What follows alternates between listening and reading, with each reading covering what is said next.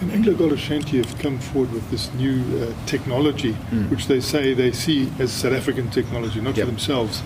Would that interest you at all? Can it be used? Of course. But the whole technology thing, if you can, for instance, if you look at Kasasa, the amount of ore body that's locked up in pillars is actually equal to the amount of ore body that we're going to mine in the next 22 years or so. Now, why is that? Because we have to leave pillars which are actually ore body.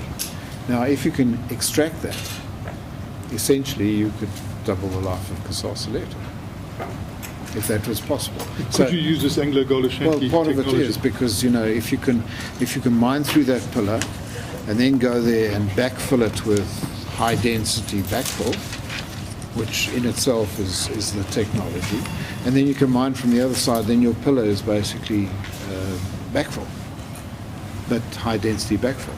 Or if you can go into the old areas where there is pillar and drill basically out the reef, with very little waste, how can you do that? So, yeah, it's certainly, there's going to be benefits of it. There's no doubt about it. And have you gone beyond just looking at it? Well, AngloGold are doing a lot of work on it. They're spending a lot of effort on it. But they are also saying, this is not just for us. We'll look at. But they are working with suppliers of equipment and suppliers of this technology. And obviously those suppliers will be marketing whatever they develop in the future.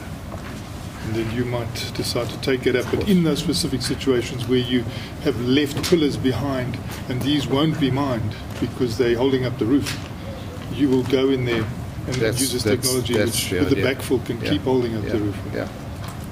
And it could double the life of Kasasa. Yeah, that's the potential of it. It won't double the tonnage because the tonnage that comes out would be a higher grade, obviously, if you're reducing the amount of waste. But, the kilograms of gold will double that. But also, at depth, maybe the only solution is to do it via technology. Because it's just simply a place where you don't want to put people. And I'm talking about at depth, I don't know, when you get to 5 kilometers, 5.5 kilometers, you're talking pretty deep.